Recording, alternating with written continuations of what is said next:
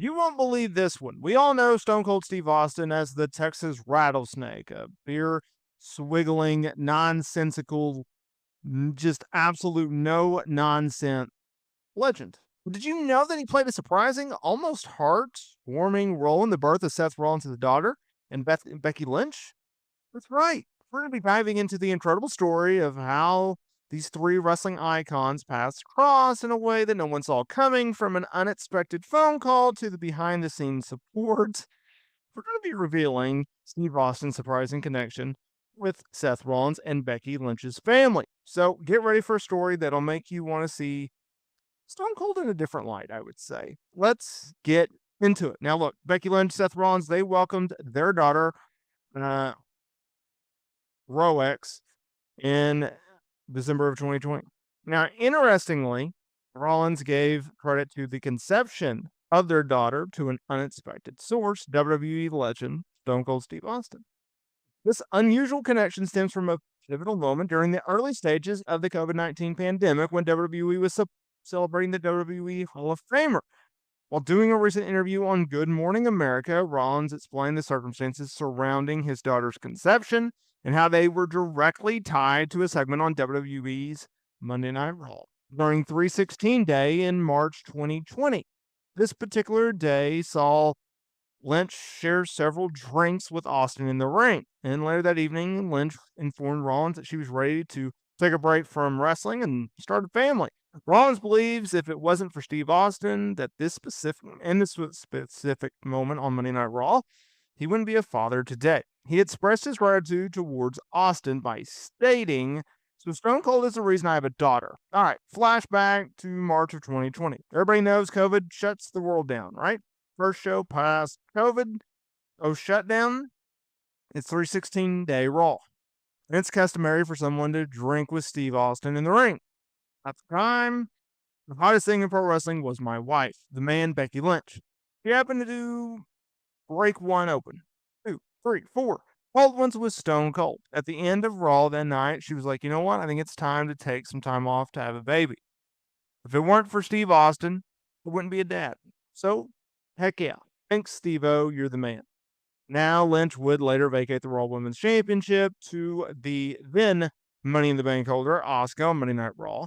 Lynch went on a hiatus until she returned at SummerSlam the following year. When Lynch did return, she came back as a heel and stunned Bianca Belair to win the SmackDown Women's Championship. It was a short match that opened the show, and then things went on. She held championships. She's lost championships. Now she's on a hiatus from WWE.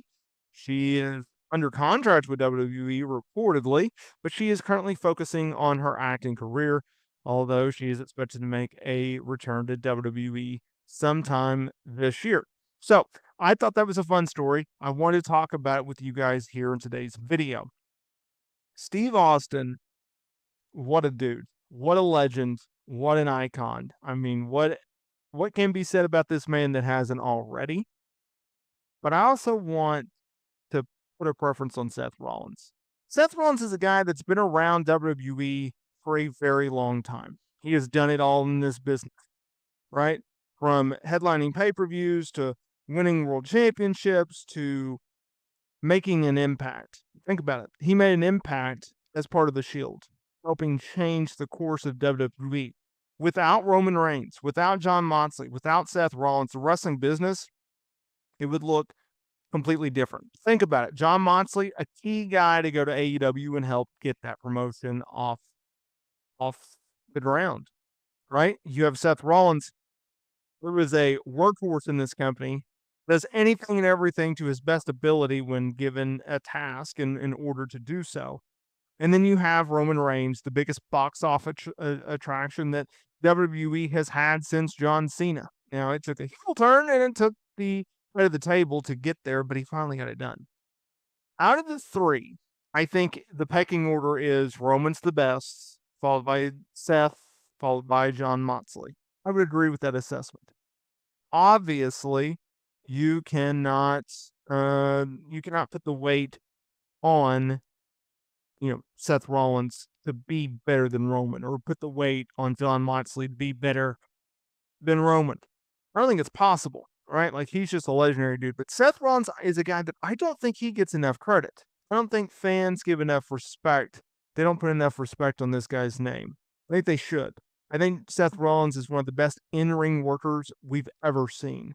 I think Seth Rollins is going to be a guy that is very, very, he's an underrated talent in terms of, like, if you look at what he's been able to do in this business, and a thing that I don't think he gets enough credit for that I absolutely think he should, he doesn't get enough credit for being able to reinvent himself multiple times.